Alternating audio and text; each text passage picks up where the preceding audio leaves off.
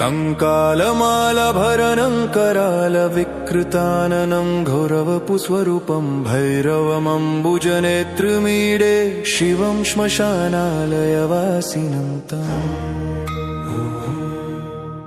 डमरुध्वनिनूपुरनादयुक्तं कपालपात्रं करपद्मधारं भैरवमुग्रं त्रिनयनं शिवनमामि प्रलयानलाभम् श्मशानभूमौ विचरन्तमीशं दिगम्बरं भस्मविभूषिताङ्गं भैरवमाद्यं सकलाधिनाथं नमामि देवं भवभीतिनाशम् कालहस्तं करुणानिधानं कालान्तकं कालभयं निहन्तुं भैरवमीडे भवबन्धमुक्त्यै शिवं परं सर्वगतं पुराणम् यः पठेत् स्तोत्रमिदं नरो भैरवस्य महात्मनः न तस्य दुःखं दारिद्र्यं भयं वा जायते क्वचित्। कालमालभरणं करालविकृताननं घोरवपुस्वरूपं भैरवमम्बुजनेत्रमीडे शिवं श्मशानालयवासिनं तं डमरुध्वनिनूपुरनादयुक्तं कपालपात्रं करपद्मभारं भैरवमुग्रं त्रिनयनं शिवनमामि प्रलयानलाभम्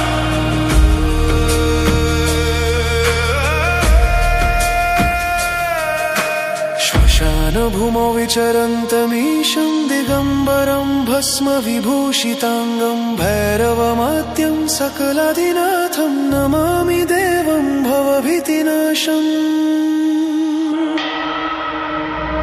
कालहस्तं करुणानिधानं कालान्तकं कालभयं निहन्तुं भैरवमीडे भवबन्धमुक्ते शिवं परं सर्वगतं पुराणम्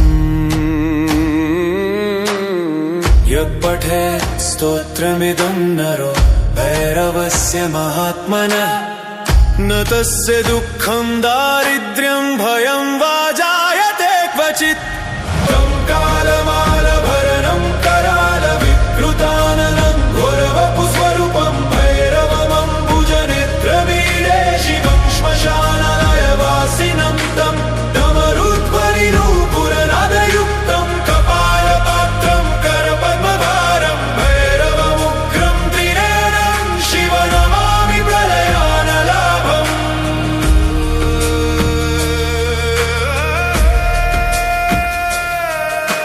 श्मशानभूमौ विचरन्तमीशं दिगम्बरं भस्मविभूषिताङ्गं भैरवमाद्यं सकलाधिनाथं नमामि देवं भवभीतिनाशम् कालहस्तं करुणानिधानं कालान्तकं कालभयं निहन्तुं भैरवमीडे भवबन्धमुक्ते शिवं परं सर्वगतं पुराणम् यः पठेत् स्तोत्रमिदं नरो भैरवस्य महात्मनः न तस्य दुःखं दारिद्र्यं भयं वा जायते क्वचित्। कालमालभरणं करालविकृताननं घोरवपुस्वरूपं भैरवमम्बुजनेत्रमीडे शिवं श्मशानालयवासिनं तं डमरुध्वनिनूपुरनादयुक्तं कपालपात्रं करपद्मभारं भैरवमुग्रं त्रिनयनं शिवनमामि प्रलयानलाभम्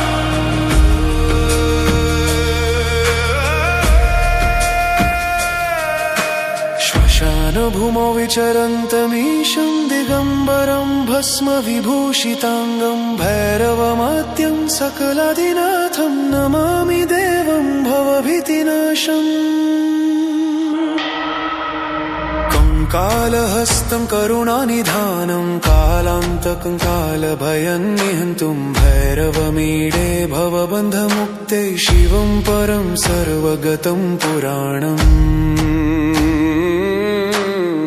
यः पठेत् स्तोत्रमिदं नरो भैरवस्य महात्मनः न तस्य दुःखं दारिद्र्यं भयं वा जायते क्वचित्। कालमालभरणं करालविकृताननं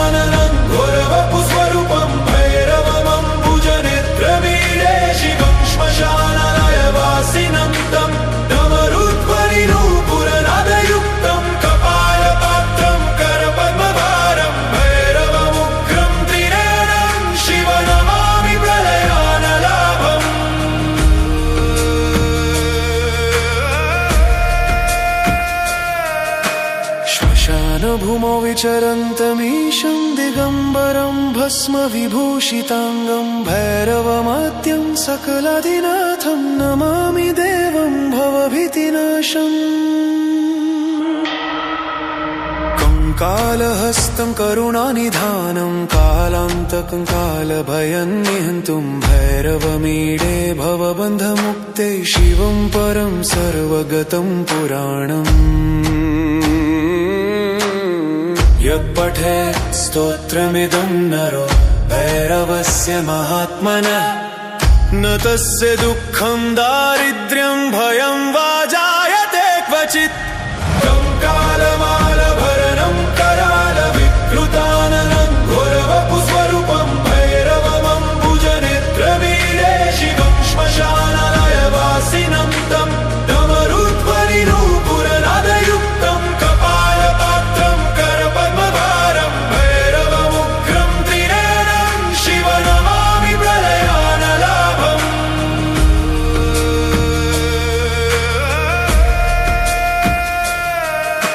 श्मशानभूमौ विचरन्तमीशं दिगम्बरं भस्मविभूषिताङ्गं भैरवमाद्यं सकलादिनाथं नमामि देवं भवभीतिनाशम् कालहस्तं करुणानिधानं कालान्तकं कालभयन्निहन्तं भैरवमीडे भवबन्धमुक्ते शिवं परं सर्वगतं पुराणम् यत्पठेत् स्तोत्रमिदं नरो भैरवस्य महात्मनः न तस्य दुःखं दारिद्र्यं भयं वा जायते क्वचित् कालमालभरणं करालविकृताननं घोरवपुस्वरूपं भैरवमम्बुजनेत्रमीडे शिवं श्मशानलयवासिनं तं डमरुध्वनिनूपुरनादयुक्तं कपालपात्रं करपद्मभारं भैरवमुग्रं त्रिनयनं शिव नमामि प्रलयानलाभम्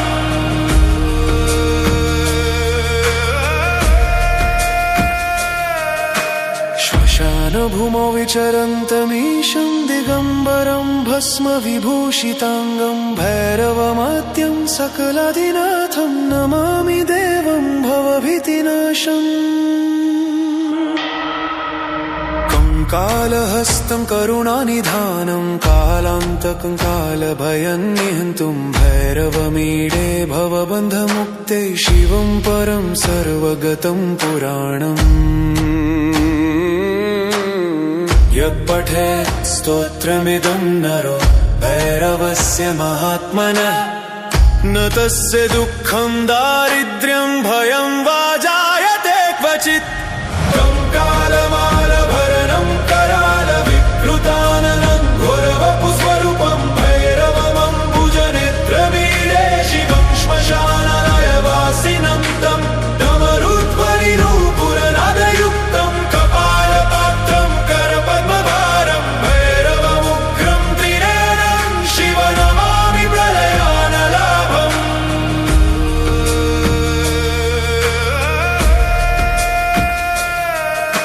श्मशानभूमौ विचरन्तमीशं दिगम्बरं भस्मविभूषिताङ्गं भैरवमाद्यं सकलादिनाथं नमामि देवं भवभीतिनाशम् कालहस्तं करुणानिधानं कालान्तकं कालभयन्निहन्तं भैरवमीडे भवबन्धमुक्ते शिवं परं सर्वगतं पुराणम् यत्पठेत् स्तोत्रमिदं नरो भैरवस्य महात्मनः न तस्य दुःखं दारिद्र्यं भयं वा जायते क्वचित्